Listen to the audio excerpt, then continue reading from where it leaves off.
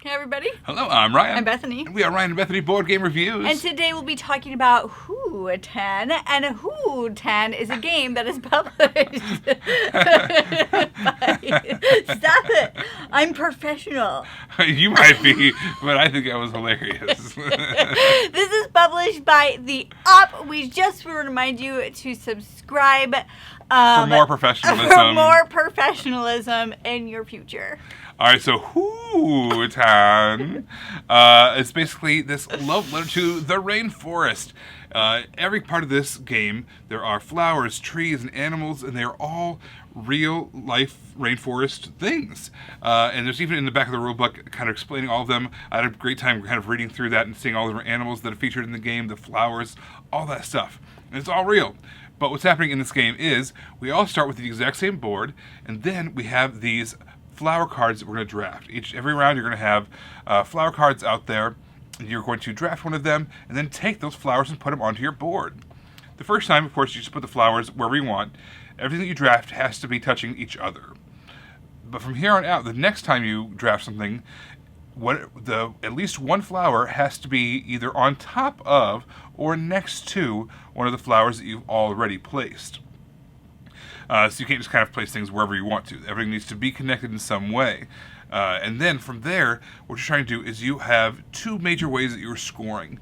You are trying to get trees on the board. And trees you get on the board by stacking the exact same color on top of each other. So if you have a white flower, stack a white flower on top of it. You can choose to get rid of that white flower and turn it into a tree. Trees are worth points. Flowers are not. The other way that you can get points is you have filling out these whole little kind of islands that are on the board. If you fill out one of these little islands with all the exact same color, you're going to score points based off of how big it is. So the bigger and harder, the bigger and harder it is. The harder, I'm saying it's so weird. The bigger it is to finish, the harder it is, and therefore the more points you are rewarded with. And you get points for that at the end of the game. But there's a third way you can get points. If you have a perfect island, meaning it has all the same color flower, and you turned all of it into trees by double stacking the flowers, you can choose to get rid of one of those trees and replace it with an animal that matches that color. These big wooden animal meeples, Anna meeples, are screen printed and they're really nice looking, but they're also worth a ton of points. And the same thing as the size of the landmass. The bigger it is, the more points it's worth at the end of the game. So if you finish off an animal in a small area, it's worth a good amount of points. But if you finish off an animal in a big area, it's worth a ton of points because it was really hard to do. You had to turn them all into the same color, turn them all into trees, and then turn it into an animal from there. Yeah. Yes. That's the game. Okay, so this game actually is very simple to play. You're just drafting the flower cards and placing them on your board, and then the things happen based on where you place it. That's it. So even though the gameplay is super simple, it's just like you're thinking so much more than you think you would be for such a simple game. You are trying to map out and plan 2, 3 turns ahead of time, but you're also beholden to whatever cards are flipped over and whatever flower cards are available to you. So even though it's so simple, it's like such a simple game, you're just going to spend so much more time thinking about drafting that flower card than you ever thought you would be. I spent seconds. We're typically really fast gamers, I found out. I didn't realize we were, but I found out through an event that we are. And this, I was getting frustrated with how long I was taking to play this game. Tens of seconds. Maybe even 12 seconds she took on a turn. Probably. It's crazy. Yeah, 12 of seconds. So when you're starting off, make sure you have the exact same board setup. And there's a lot of different board setups that you can create. One person more or less creates one and then everyone else matches it. So you're all starting with the exact same challenges. Because there's different little lakes and things in the way that kind of mess up your flow of your board. But as soon as you start drafting cards, you're now having immediately a different board setup than every other player. So every card is going to be better or worse for certain players. So I like that you start on the same equal footing, but immediately you are going to value certain things in different ways right away. It is cool to see how it all lays out when you're all done too. How did we start with the same exact thing? We ended with such very different things. Very true. Very true. So the insert of this game is amazing. It is awesome. You build the insert, you place it in there, and then at the bottom of the box, it actually tells you where to put everything in the insert. You don't have to guess. It even tells you how to stack certain things so you can put everything in there. But what's awesome about this is when you play the game, you can choose to just keep the insert. You can just choose to keep it right there instead of taking everything out, and then just take the things out as you need them. Take the trees out as you need them. Take the flowers out as you need them. Take the animals out as you need them. Oh my gosh, this is one of the coolest inserts ever. It takes this game that when you have it all set up and when it's all done, there's a ton of stuff on the table, and yet you don't really have to set a lot up because the insert is that awesome. You can just get the boards out and get straight to playing. It was great insert. So even though this is a board game, there's tons of kids and families who are familiar with video games and the challenges and kind of upgrades and things that go along with video games. So in this game, at the end of the rule book, there is all these, what I would call kind of these video game style challenges, little achievements that you can unlock. So some of them are as simple as the first, you write down your name and assign it to a color, and then at the end of the game, if you're the winner, you get to check off a box.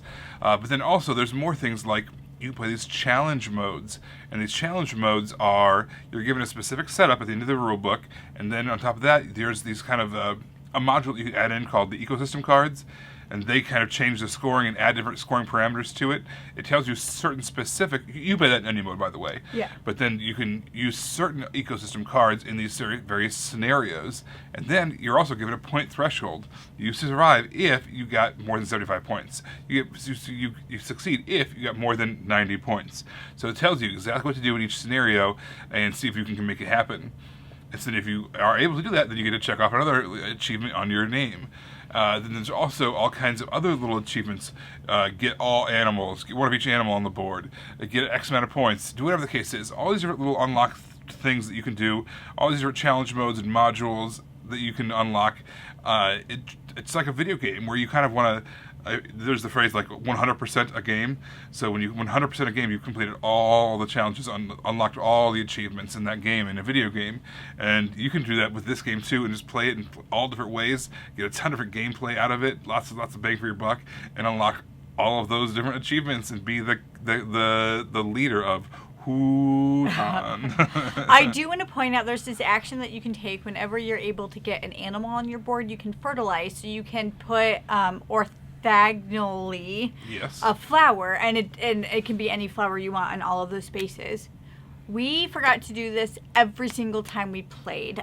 Every single time we played with the different people we played with. So I would have just liked if there was maybe like a reminder on the animal token, or just something like maybe something to remind me that this is an action I could take. It would drastically have changed our scores every single time we played, and I don't know why.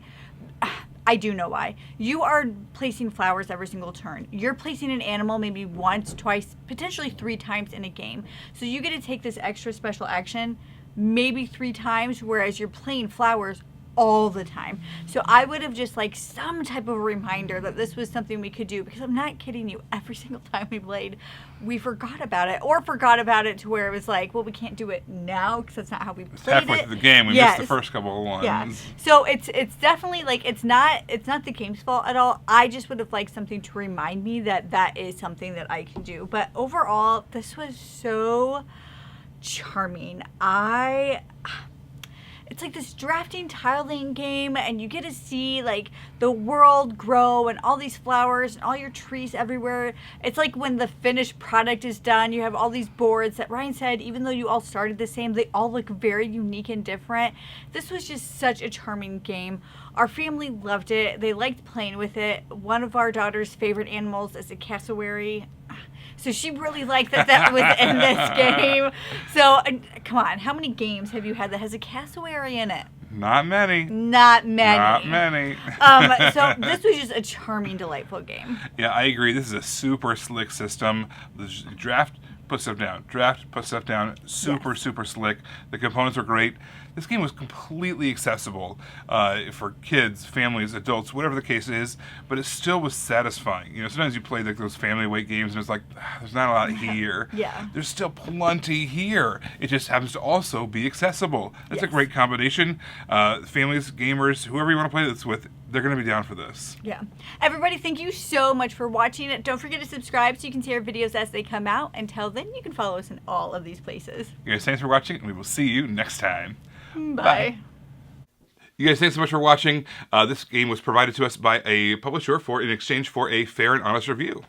And if you want to see more stuff, check out over here to see something we think you might like. And over here, we think that YouTube has picked out a great video for you you're going to love. Thanks, guys. We'll see you next time.